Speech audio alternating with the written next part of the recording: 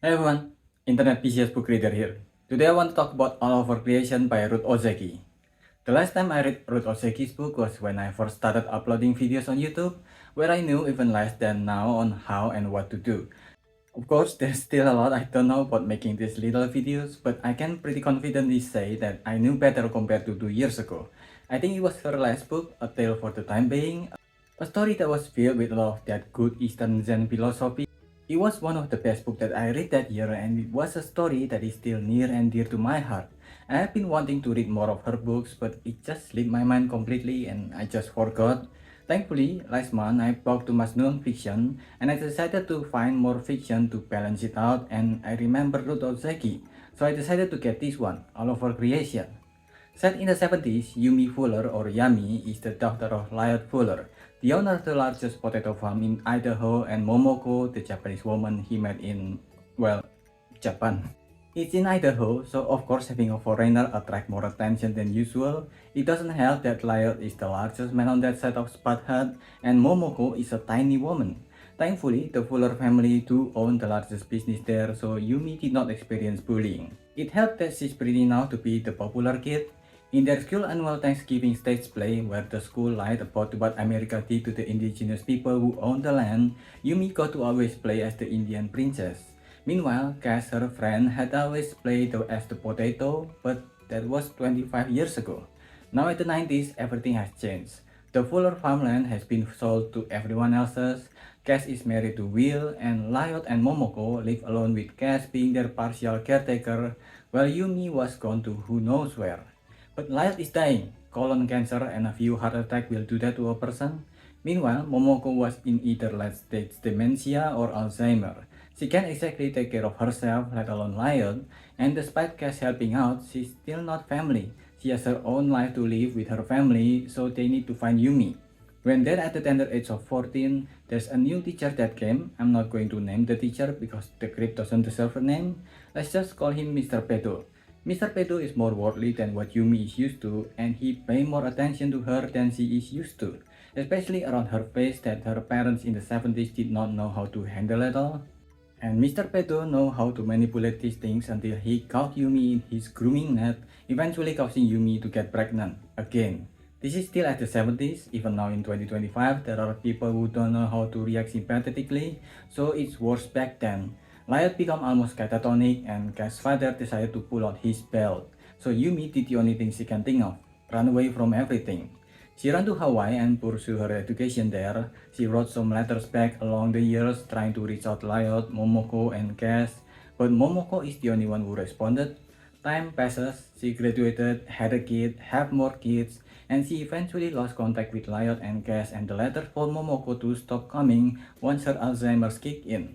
Back to the present, Cass decided to search through the Fuller house and eventually found where Yumi is.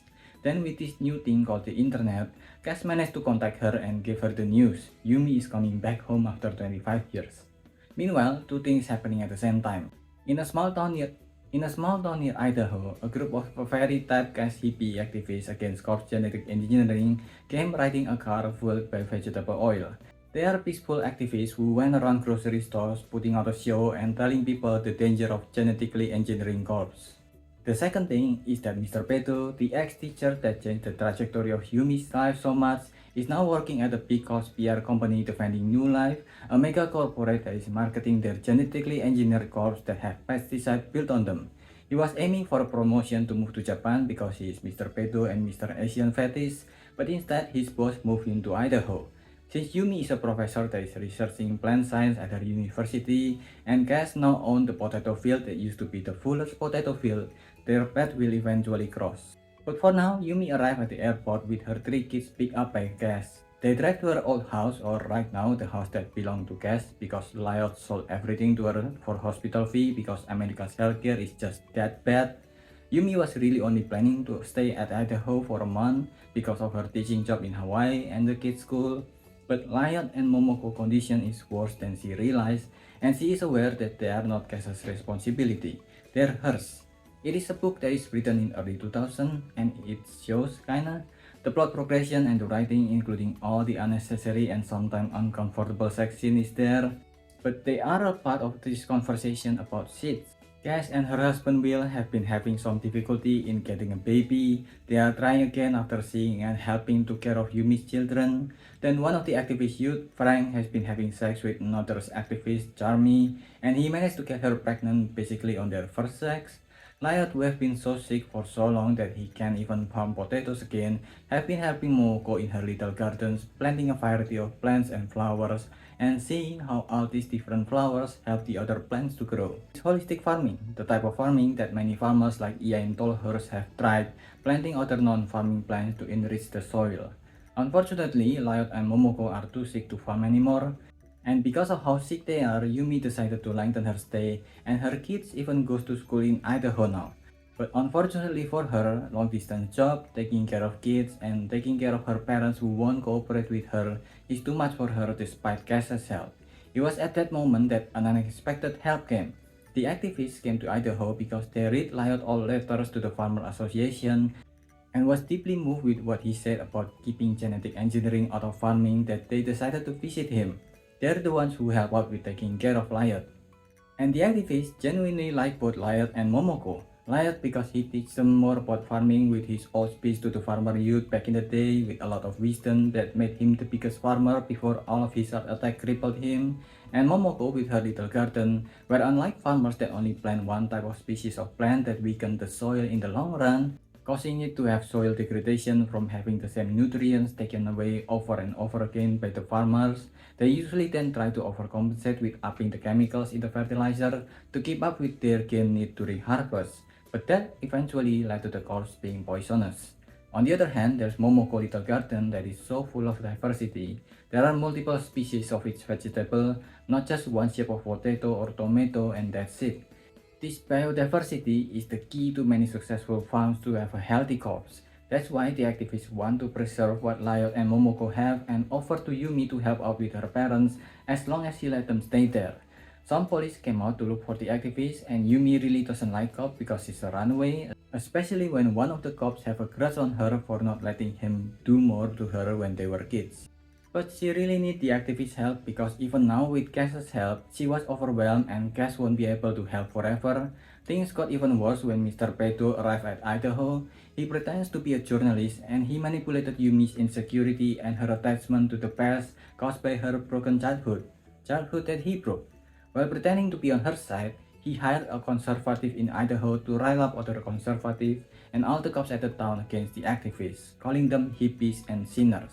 Eventually, when the activists did their last show with the help of Lyot and Momoko, inviting other farmers to their place and giving them educational show that involved ripping out some new live potatoes from the farm to show how they think about the corporate crops filled with pesticides, leading to Mr. Pedo pushing Cass's husband to charge them and put them in prison for punishment, where the cops harassed them illegally in prison. It was only thanks to the new generation like Yumi's son, Pinnick, and also Charmy, one of the activists, giving birth while the parents of the kid is in prison, that Will eventually relented and everyone was released from prison. Eventually, the story ends with one of the conservatives going too far and rigged the activist's car to explode, killing Charmy. They decide to let Cass and Will, who is still unable to have children, adopt the kid. They went back on the road and Yumi brought Momoko and her kids back to Hawaii.